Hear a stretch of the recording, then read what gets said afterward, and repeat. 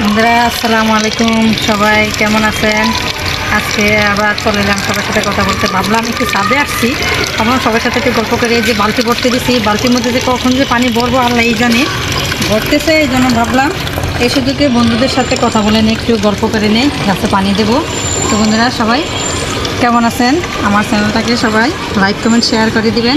আমার চ্যানেলটা আল্লাহর মতো এখন ভালো চলতেছে, ভালো ভিউজ হচ্ছে। আপনাদের সাপোর্টের চেষ্টা, তাই সামনের দিকেও ইনশাল্লাহ এইভাবে আপনারা সবাই সাপোর্ট করবেন, যেন আমি বেশি বেশি ভিডিও দিতে পারি, সবার সাথে সুন্দর সুন্দর দোয়া সালাম এগুলি দিতে পারি।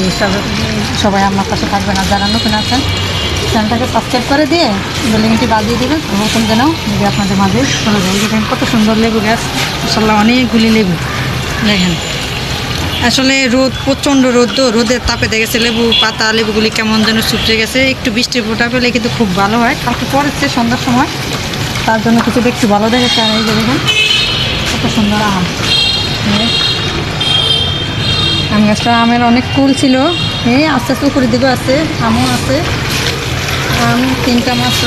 আর এই যে নতুন নতুন এই যে আসতেছে ড্রাগন গাছ।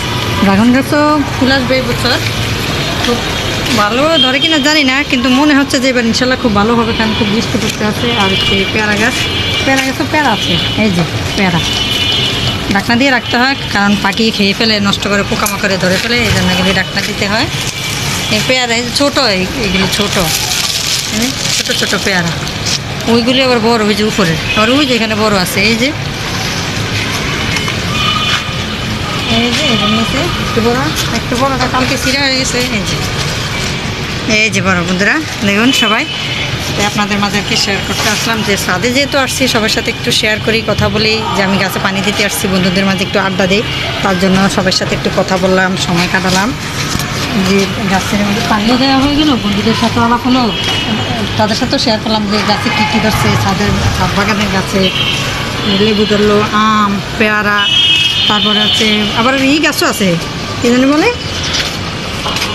মেহেন্দি গাছ। এই যে কত সুন্দর থানকুনি পাতা। এই যে বন্ধুরা, যাদের থানকুনি পাতার প্রয়োজন, এই যে কত থানকুনি পাতা, খুব সুন্দর থানকুনি পাতাগুলো।